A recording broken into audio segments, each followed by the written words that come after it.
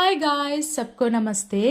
కూరగాయలలో రాజు ఎవరు? వంకాయ. మరి ఫ్రూట్స్లో మామిడి పండు. అలాగే చిరుధాన్యాలు అవేనండి మిల్లెట్స్. అందులో కూడా ఒక రాజు ఉన్నారు. వారెవరో కాదు, జొన్నల గారు. ఇప్పుడు రాజుల గురించి ఎందుకు? ఏదైనా యుద్ధం ప్రకటించావా అనుకుంటున్నారా? కాదు కాదు, నాకు మిల్లెట్స్లో రాజు ఎవరా అని డౌట్ వచ్చింది. సో గూగుల్ తల్లిని అడిగితే ఆన్సర్ ఇచ్చింది. అదే ఆన్సర్ నేను మీతో షేర్ చేసుకున్నా. ఇంకా మ్యాటర్లోకి వస్తే ఈరోజు వీడియోలో జొన్న దోశలు ఎలా చేయాలో చూసేయండి. 2 గ్లాసుల జొన్నలకి 1 గ్లాస్ మినప్పప్పు యాడ్ చేసి 2-3 సార్లు వాష్ చేసుకోవాలి. ఆ తర్వాత వాటర్ పోసుకొని కనీసం 10 గంటలైనా నానబెట్టుకోవాలి. ఇలా నానబెట్టుకున్నాక మిక్సీ పట్టుకోవాలి. మిక్సీ పట్టుకోవడానికి కొంచెం టైం ఎక్కువే పడుతుంది, ఎందుకంటే జొన్నలు మెత్తగా అవ్వాలి కాబట్టి. సో మిక్సీ పట్టేసుకున్నాక ఫర్మెంట్ చేసుకోవాలి. సో నెక్స్ట్ డే మార్నింగ్ కొంచెం సాల్ట్ యాడ్ చేసుకుంటే బ్యాటర్ రెడీ అయిపోయినట్టే. ఇక దోశలు వేసుకోవడమే.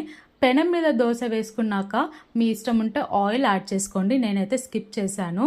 సో దీనికి కాంబినేషన్ నేను పల్లి చట్నీ మరియు అల్లం చట్నీ యూస్ చేస్తాను.